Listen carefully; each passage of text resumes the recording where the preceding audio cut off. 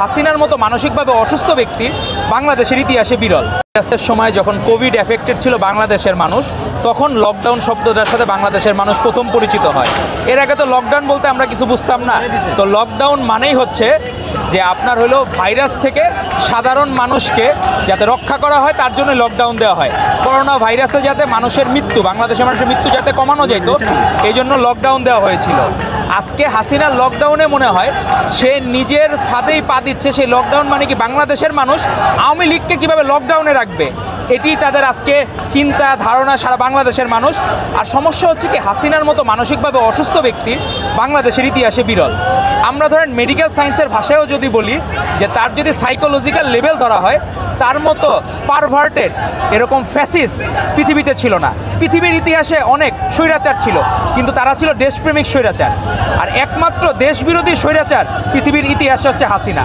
এরকম দেশবিরোধী স্বৈরাচার কোনোদিন না যে জনগণ যদি কেউ না থাকে তার প্রধানমন্ত্রী হইতে চেয়েছিল এই শেখ হাসিনা। জনগণের তার প্রয়োজন ছিল না। আমরা দেখলাম যে এই গণ অভ্যুত্থানের অনেককে আমরা মনে করেছিলাম তারা বৈষম্য বিরোধী আন্দোলনে শরিক হয়েছিলেন। তারা পরবর্তীতে বাংলাদেশ যখন আপনি নেপালে দেখেন গণ অভ্যুত্থান হওয়ার পরে ছাত্ররা বলল আমরা এখনো দেশ পরিচালনার যোগ্য না, আমরা যখন যোগ্য হব তখন আমরা দলের দায়িত্ব নেব বা দেশের দায়িত্ব নেব। কিন্তু বাংলাদেশে কি করলো, ছাত্রদের প্রতিনিধিত্ব লাগবে। 52-র ভাষা আন্দোলন, 69-এর গণ অভ্যুত্থান, 90-এর গণ অভ্যুত্থান, কখনো কিন্তু ছাত্ররা স্টেক হোল্ডার হয় নাই। এই প্রথম এরা স্টেক হোল্ডার হলো। এবং সবচেয়ে বিতর্কিত মন্ত্রণালয়ে তাদের ভূমিকা এই মন্ত্রণালয়গুলিতে ছিল, যেটি প্রত্যাশিত ছিল না, কাম্য ছিল না। আবার দেখলাম গোপালগঞ্জে তারা হুঙ্কার দিল যে 5ই আগস্ট তারা গোপালগঞ্জ নাকি খালি করবে, সেখান থেকে তার ট্যাঙ্কে করে পালাইতে হইলো।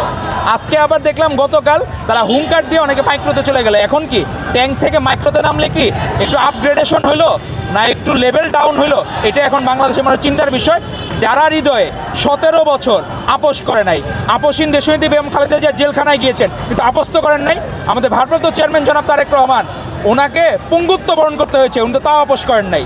এই আপোষহীনতার প্রতীক হচ্ছেন আমাদের ভারপ্রাপ্ত চেয়ারম্যান জনাব তারেক রহমান এবং আপোষহীন দেশনীতি বেগম খালেদা জিয়া। এরা কোনোদিন আপোষ করেন নাই বলেই বাংলাদেশের মানুষ তাদেরকে হৃদয়ে ধারণ করে। আজকে যারা গণভোট নিয়ে বিভিন্ন কথা বলতেছে তাদেরকে মনে রাখতে হবে যে আপনারা যে গণভোটের কথা বলতেছে, আপনারা নির্বাচনের কথা কেন বলেন না? আপনারা বলেন ফেব্রুয়ারিতে নির্বাচন আগে চাই, মানুষজন যাচাই করুক। সমস্যা হয়েছে কি, যারা জীবনে স্কুলের ক্যাপ্টেন নির্বাচন করে নাই তারা এখন জাতীয় নির্বাচনে এমপি মন্ত্রী হইতে চায়।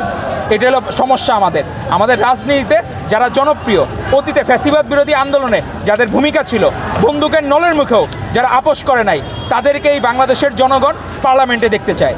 এবং তারাই চায় ফেব্রুয়ারিতে ইনশাল্লাহ ভোট হইলে ভূমিধ্বস বিজয়ের মাধ্যমে বিএনপি রাষ্ট্র ক্ষমতা অধিষ্ঠিত হবে এবং বাংলাদেশের প্রধানমন্ত্রী হবেন ভারপ্রাপ্ত চেয়ারম্যান জনাব তারেক রহমান।